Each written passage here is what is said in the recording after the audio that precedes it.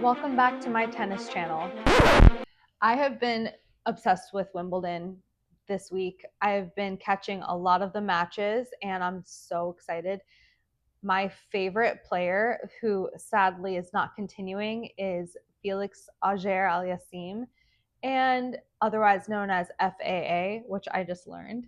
He's such a great player. I felt like I was watching a finals match that day that he was playing against Djokovic.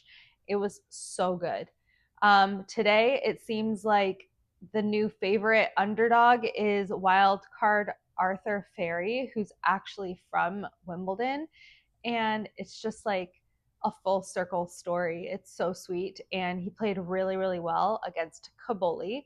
I never really had the appreciation that I do now for the sport. It's really fun to get into it because there's not a lot of sports that like get me super hyped up, but when it's one-on-one and so grueling and intense, I'm all about it.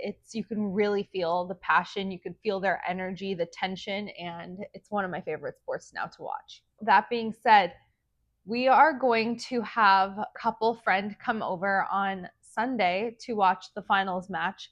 We do not know who's going to be in that yet. I have some ideas, but I don't want to say anything just yet. We are going to be doing picnic style and plopping on the couch. It's going to be very early. Definitely not going to do a tablescape dining table setup, but I think that it would be really smart to use our kitchen island. Come with me as I make our tablescape look Wimbledon ready for Sunday's finals. I think that we're gonna end up just styling the island just because it's breakfast. It feels a little bit more cozy. I'm still going to use a tablecloth.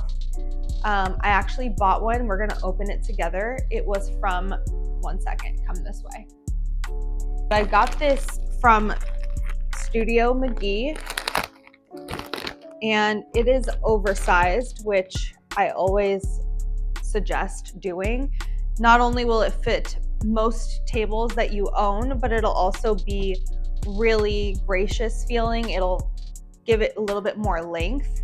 We have an outdoor dining table that is over 100 inches and the indoor one is not quite that. Island, definitely not. So I think it's going to be really cool on any of these surfaces in the future, instead of just buying something that was just fitted to one table. Now I have something that can go to multiple pieces of furniture.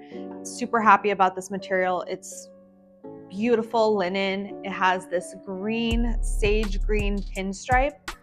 I don't want to do anything too on the nose, but I just want to have that element of Wimbledon green, white, and purples, which I don't have a lot of purple things at all, but I did make this little bouquet. I'm not sure if it's gonna last, but it's been making me very happy all week to look at it.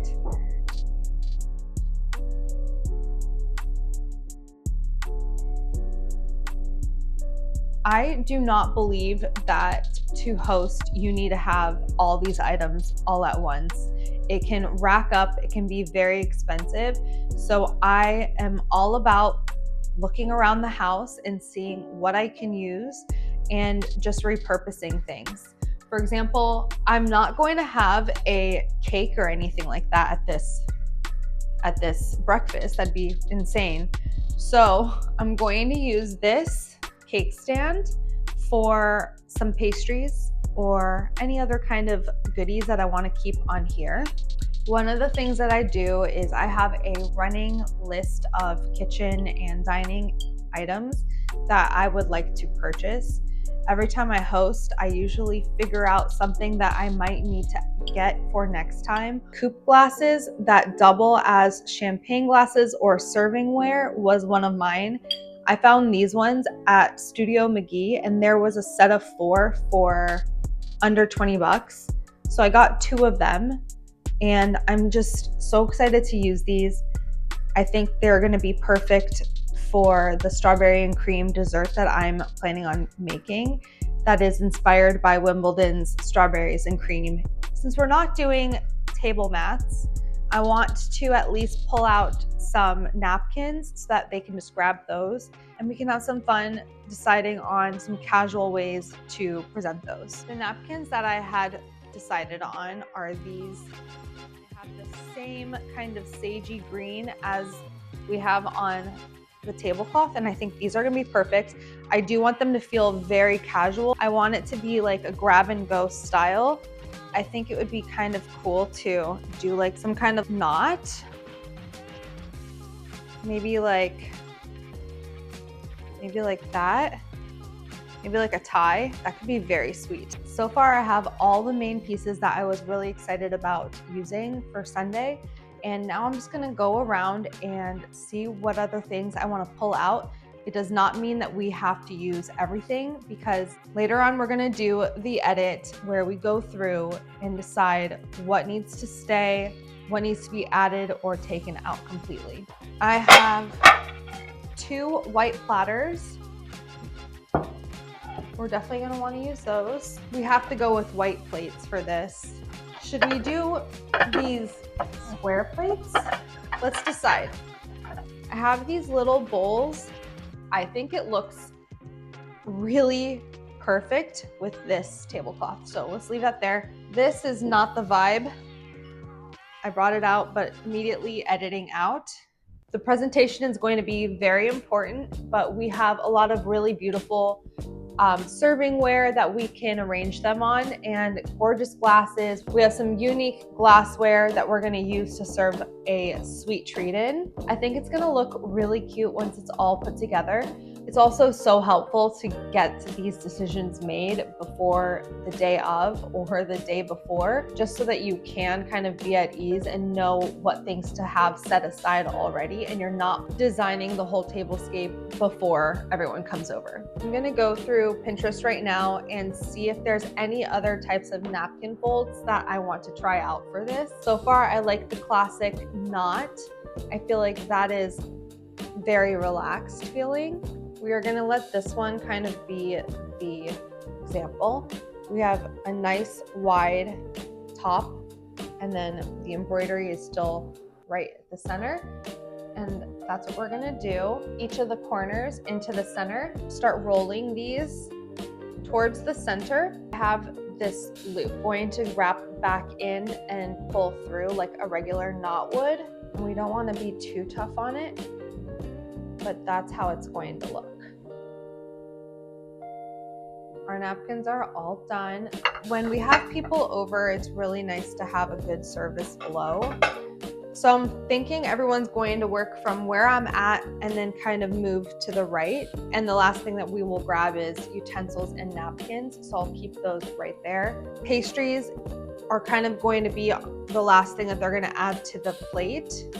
This tray really just highlights the coupe dishes with the strawberries. It looks enticing. I do not like doing things in even numbers, and with this being 4 people, it will look really bare on the tray with just the glasses. I'm adding in the silverware that we're gonna use into the napkins.